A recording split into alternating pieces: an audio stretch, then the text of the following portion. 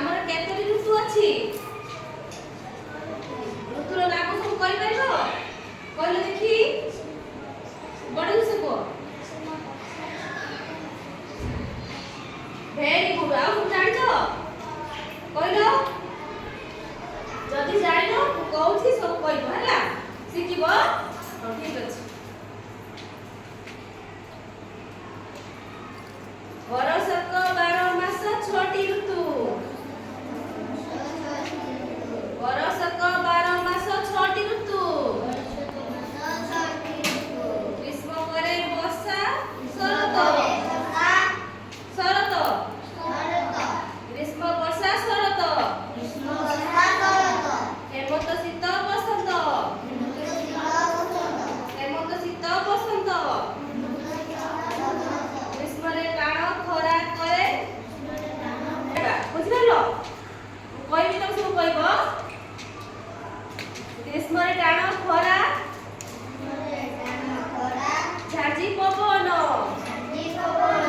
ଗ୍ରୀଷ୍ମରେ ଟାଣ ଖରା। ଗ୍ରୀଷ୍ମରେ ଟାଣ ଖରା ଝାଞ୍ଜି ପବନ।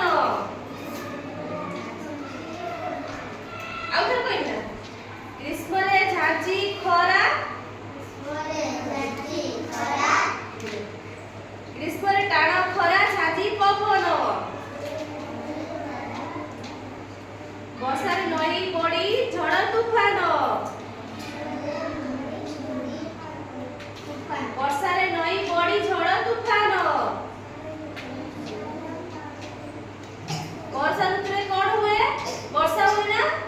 ଆଉ ଗ୍ରୀଷ୍ମ ଋତୁରେ ଖରା କରେ। ଏଇଟା କୋଉ ଋତୁ? ଏଇଟା ଗରମ ଲାଗୁଛି ଶୀତ ଲାଗୁଛି? କଣ ଲାଗୁଛି? ଗରମ ଲାଗୁଛି। ବୁଝିପାରିଲ?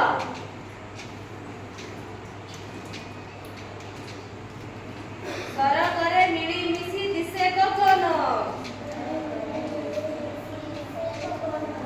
ଶରତରେ ମିଳିମିଶି ଦିଶେ ଗଗନ।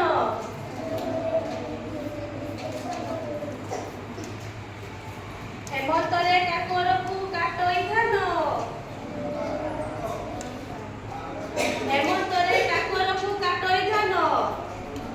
ହେମନ୍ତ ଋତୁରେ କଣ ହୁଏ? ଧାନ କଟା ହୁଏ। ବୁଝିପାରିଲ? ଶୀତରେ ଲୁଡ଼ା ହୁଏ ଗରମ ପୋଷାକ। ଶୀତରେ ଲୁଡ଼ା ହୁଏ ଗରମ ପୋଷାକ। ଶୀତ ଦିନରେ ଆମକୁ ଶୀତ ଲାଗେ ନା? ଆମେ କଣ ପିନ୍ଧୁ? ସ୍ୱେଟର ପିନ୍ଧୁ ନା? ବସନ୍ତରେ ମନ ହୁଏ ଆନନ୍ଦଦାୟକ। ବସନ୍ତରେ ମନ ହୁଏ ଆନନ୍ଦଦାୟକ। ସବୁ ଜାଣିପାରିଲ ଋତୁ ବିଷୟରେ? କହିପାରିବ ସବୁ?